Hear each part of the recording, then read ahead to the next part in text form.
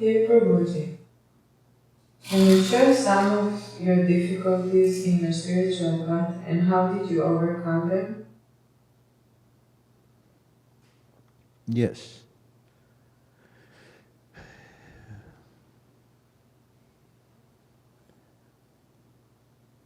One of my main difficulties was that I discovered one day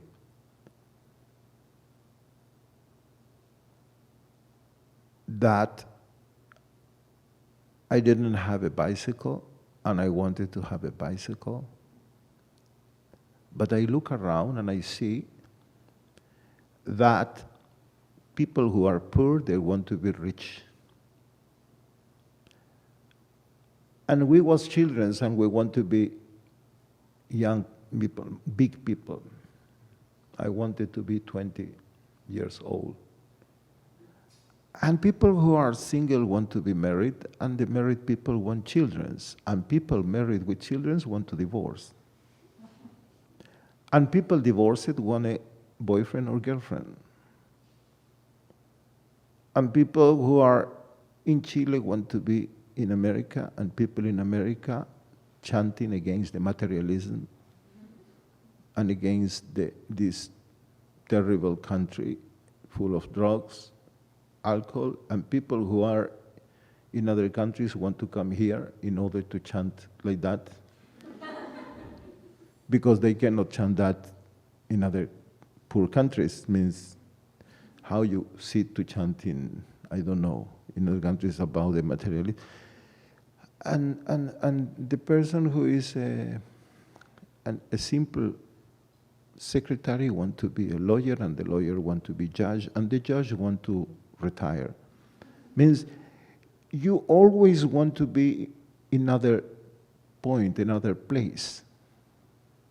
The disciple want to be guru, the guru want to retire too.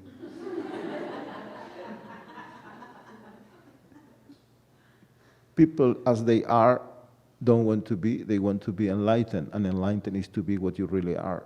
So they are really intrigued. Everybody wants to be in another place. And realization of your real self is to be in the present, in the now. So then you think, oh, I want to be in the now. Tomorrow I will be in the now. Maybe it will take a little time. One day, maybe in 6 months, 1 year, how long can take me to be in the now? Prabhuji, sometimes he's more in the now. We are not in the now. So it's my goal to be in the now. But we create the problem. Because even when you are not now, that happens to you now. Even if you are not, if you are in Maya, you are in Maya now. Everything happens now. So that is another obstacle. And that was one of my great problems when I was young. Because I realized that this is a total rejection of the present. Instead of that, meditation brings you to accept the present as it is and to watch, to see, to be aware of what is. How you say in Israel, the grass of the neighbor is always green. Look at your grass. Grass, you say? Look at your grass. Be aware of your grass. Doesn't matter, but it's yours. So, no matter what, be aware, look. That is the point. Only awareness, consciousness. Be present, totally present.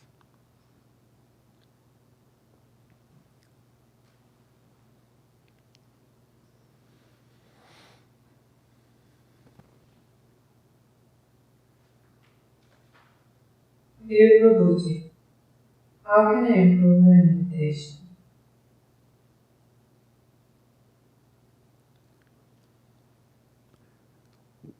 Why do you want to improve the meditation? What you want to improve? Your efforts to improve it ruin it. Same thing. I think that question is in the others. Only watch, be aware, and don't try to improve nothing. Leave it as it is. It's perfect. You don't have experiences. You are not in the now. Look how you are not in the now. Be aware. Whatever action happens, whatever look is about, be aware. It's about awareness. Looking is not about to have experiences or to be here or there, because any effort from your side only will create obstacles. Dear Prabhuji, I'm confused. On the one hand, you say that one should look at what is as it is, without interfering, which seems very passive to me.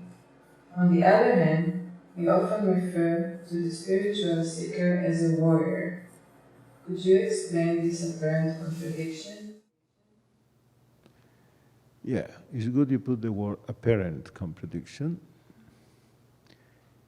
When you go and look and see in yourself, you don't need to be a warrior in the sense to go and fight with your mind, you need to be with the spirit of a warrior.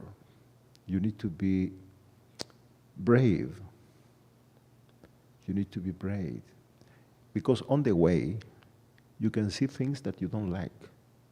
Things that can arise in you, a lot of reactions that you don't want. Things that you don't want to face.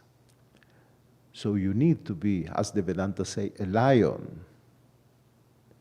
To be ready to be heard. To be open, not to be defensive. Put down your defenses. Stop to protect yourself, because there is nothing to protect. And only watch. But you need the spirit of a warrior, because you should look, and what you see, you will feel threatened. Yes? I divorce. Why I divorce? Why? Maybe was more convenient for me. Maybe was out of a certain egoism. Maybe where I was wrong when I have a relation, because the ego is always like that. When you divorce, she, the wife or the husband, has problems. He was terrible. When somebody kick you out from the work, my boss was such a bad man, horrible person. When you don't succeed in the test in the school, the teachers always, the education is so bad, the teachers are so bad teachers, whatever, he didn't like me, you know. And when you don't succeed in an ashram, here is the speaker. So if we go deep in ourselves, maybe we need to check where maybe we are wrong. Where I didn't act or think in the proper way, where is my weakness? Because weakness of others are under their responsibility, but where I am wrong. And then you need this bravery, this spirit of a warrior.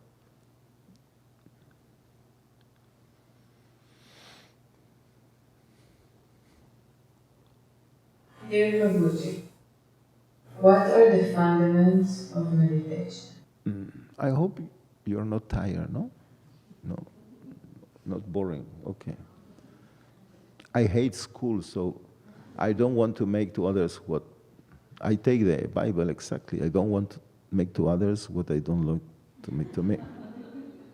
I was the kind of child that fell asleep in the lessons. So, what are the fundamentals of meditation? I hope you will understand this because it's a little more elaborated. We need, if we look at ourselves, we see conflict, solitude, aggressiveness, many jealousy, envious. I know that here nobody.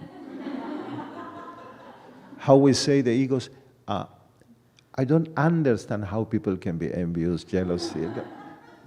I know that everybody, but we talk about other people. So, what we see in ourselves is disorder. Disorder. Disorder that means conflict. Whenever there is division, different parts, that means conflict. Conflict can be in any moment. And when there is disorder, when there is conflict, there is distortion. And meditation is about awareness, watchfulness, to see, clearly see. But when there is disorder, when there is conflict, there is distortion. For example, I am aggressive, but I don't want to be aggressive. So I reject that aggressiveness, that miser, that I want peace of mind, but I have a lot of movement, so I want to stop the mind, and the mind don't stop. I want to control the mind. So what I have, one controller of the mind, and the mind that talking. Poor mind, she talk. Like my cat, Lulu, all the time, meow, meow. What can I do? And I begin to fight with the mind to try to control. For years, try to control. And the mind, there are two. At the moment there are two, there is a conflict between you and your mind. Between your aggressiveness, whatever, your imperfections, your weakness, you want to be. And that is create conflict. And that conflict create distortion. So, this you understand, yeah? You can look at yourself. You don't think theoretically. Look at yourself and see your goal, yeah? With the meditation, you want peace, but you have no peace. So now you fight for it. And how we can do order? How we can create what we call alignment. In Hatha Yoga, we have it. Alignment. by understand the disorder. By understand, by look the disorder, the chaos. Slowly the order happens. Totally understand, look at it. When we feel discomfort, it's because we act out of disorder. Your body can have a contact with a person. It can be sexual contact, friendly contact, whatever. But if there is not alignment with your mind, align order with your energies, with your feelings. There are people who say today, no, it doesn't matter. It can be only the body and no problems. But you feel bad after. You feel something is not comfortable in you. Why is that? Because it's out of disorder. The body is in one direction, the mind in another. Your feelings totally different. And your soul, poor fellow. So, one of the fundamentals of meditation is alignment, totally order between a soul that wants the absolute. In your heart, your feelings, devotion. In your mind, there is peace. There is peace. The mind becomes peaceful, but not out of... What is that peaceful mind? Out of what? Not out of your control, not out of your fighting and you win, the mind lose. No. Out of attentiveness. Now if you hear me, if you are attentive to me, your mind is in peace. Because if you are mind talking and talking and talking, you cannot hear me, you cannot be attentive.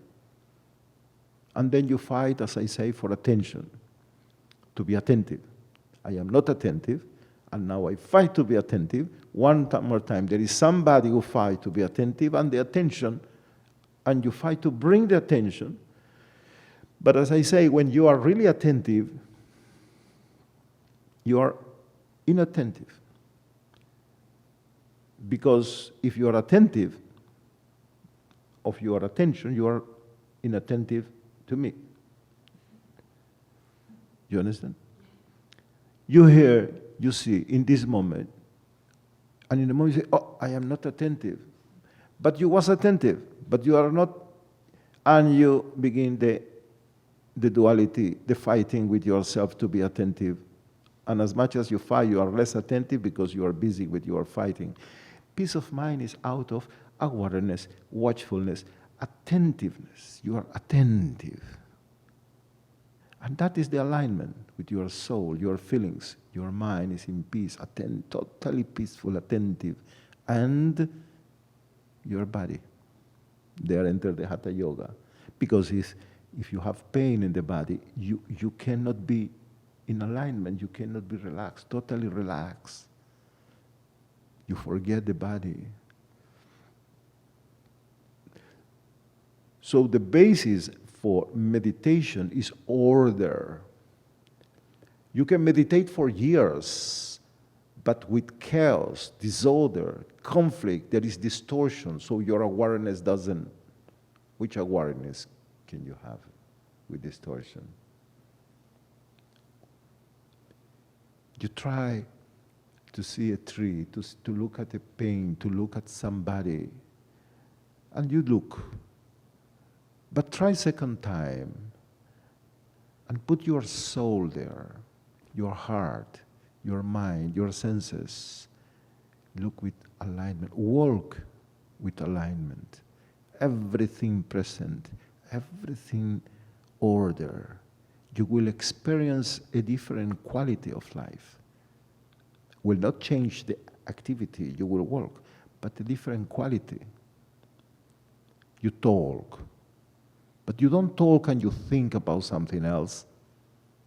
I don't give a lecture and I think, oh, how these people will like me or will not like me. Maybe I will disappoint them. Maybe they will think I am not so intelligent. Yeah, my mind is not. And then I fight with myself to be attractive, to be interesting. Totally disorder. No, give your soul to the other. Open yourself. Meet them. Give your soul, your mind, your feelings. Love them. And your body.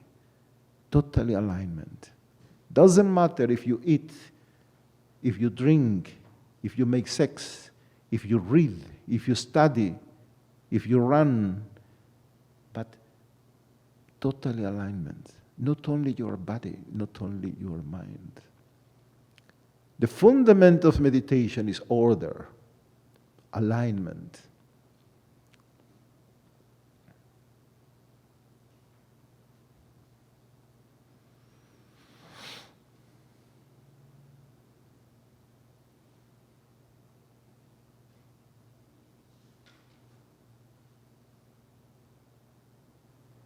Dear Prabhuji, I feel that I don't succeed in meditation.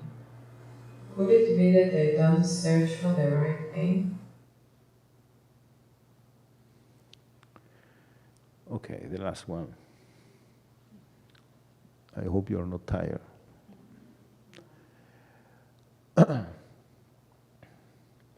When we search something, seek for something, seeking, what that means? That means that I lose something that I have and I want to find it.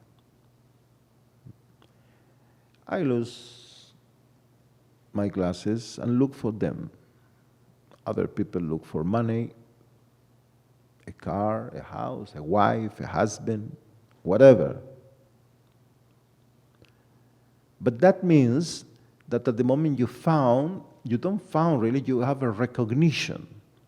You identify. Oh, when you see, for example, you look for a friend, I want to meet with this friend, Carlos. And you see a lot of people in the street. What do? Oh, that is Carlos. It's like you go with a pair of, scissors, and you cut from all the people that you don't know, and you recognize Carlos. You found it. Because you know it from before. You know it from before. When you look for something that you lose, you have it in your mind because you know it from before. So you look for a recognition. Where is? I look for a pencil, but I see it's a glass. It's not a pencil. That harmonium is not a pencil. That is Govinda. You are not a pencil. And you try to, until you see the form, the color, you found it. Now, pay attention. Meditation, you go for the unknown, for the absolute. You go for, somebody call it God, consciousness, whatever, but it's the unknown. So, whatever idea you have, that is not God, that is an idol.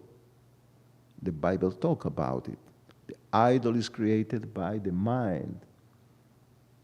Ideas about God, ideas about enlightenment, conclusions, concepts.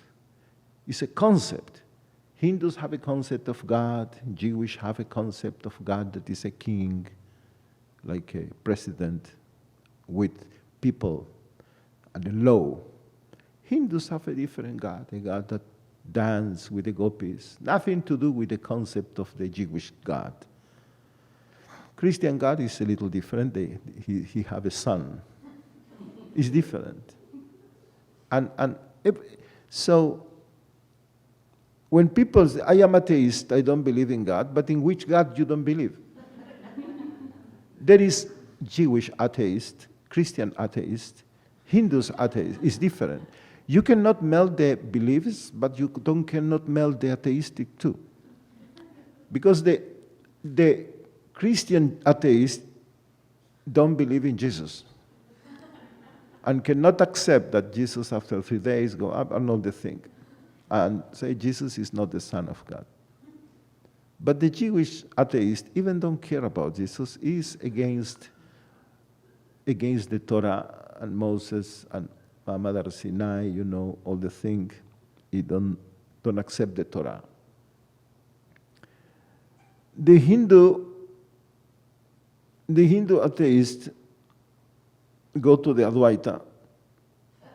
Yeah, everything is one, and that one is not God. And he is more pluralistic because he is against Shiva, Krishna, Durga, Lakshmi, all of them. Yeah, he is different because at least the poor Jewish atheist has only one, so no troubles. But when you go and seek, you seek for something that you already know what is. And we say spiritual path is a path to the unknown. You don't know who you are. You go for the unknown, and you will never know because it's subjective. We go for it's a subjective problem. It's not the objective problem. And that is the problem of material life, that you try to give solution to a subjective problem in the objective platform. So this is a subject. Human beings have a subjective problem. Humanity, and that is one of the big mistakes, try to make solution in the objective platform to a subjective problem. And when you go looking for what you are to the subjective direction. In other words, if we talk in the objective world, we go for the unknown. So these questions say, maybe I have a problem with myself. The problem is that you search. If you want to meditate, first of all, please stop search or seek for something. Don't seek for anything. And I go back, only watch, be aware, and don't search. Whatever searching will make you project all kind of garbage, your ideas of enlightenment, God, saints, beliefs. So maybe you search for the wrong thing. No. When you search in meditation, you always search for the wrong thing. Whatever you search is wrong.